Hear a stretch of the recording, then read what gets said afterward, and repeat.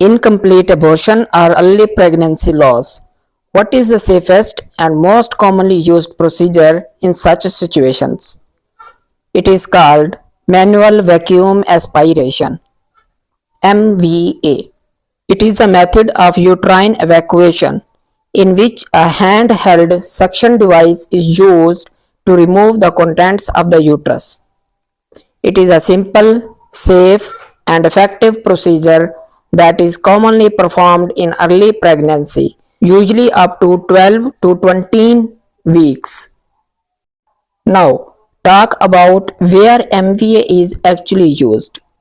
Clinically, it is most commonly indicated in cases of incomplete abortion, where some products of conception remain inside the uterus. It is also used in missed abortion, early pregnancy termination, and removal of retained products of conception.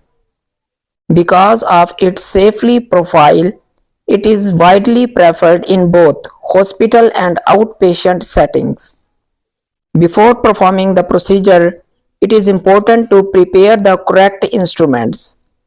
The basic setup includes a vaginal speculum to visualize the cervix, a tenaculum or vorsalum forceps to stabilize the cervix, and a uterine sound to measure the depth and direction of uterine cavity. If required, cervical dilators may be used. The key instruments in this procedure are MVA syringe and the flexible plastic cannula, which together create the suction needed for evacuation of remaining products of conception. Now, let's go through the procedure in a simple step-by-step manner. Firstly, the patient is positioned in the lithotomy position. Then, a speculum, usually Cuscus speculum, is inserted to visualize the cervix clearly.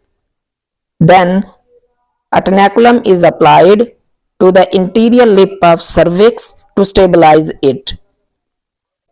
Next is uterine sound, that is used to measure the uterine depth and length of uterine cavity to avoid perforation.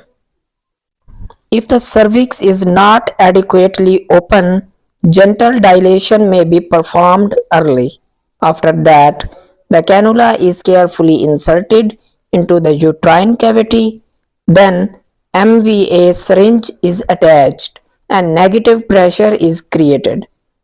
With gentle movements, the uterine contents are aspirated until the cavity is empty and there are gritty sensations are felt. During the procedure, certain safety points must always be kept in mind. That are, strict aseptic technique should be maintained throughout the procedure. Excessive force must be avoided to avoid any kind of uterine perforation. It is also important to ensure complete evacuation and continuously monitoring of the patient for any signs of excessive bleeding or discomfort. One of the reasons of MVA is widely used is because of its advantages, that are, it is portable, cost effective, and does not require electricity. Compared to traditional methods like sharp curettage, it has fewer complications and can often be performed safely in outpatient settings. However, like any medical procedure, MVA is not commonly risk-free.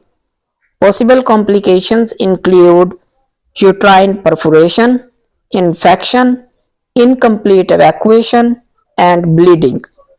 That is why proper technique and clinical judgments are essential.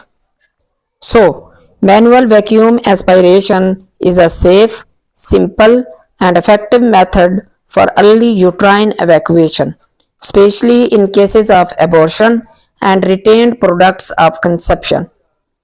Tell me, which instrument is responsible for creating negative pressure in MVA?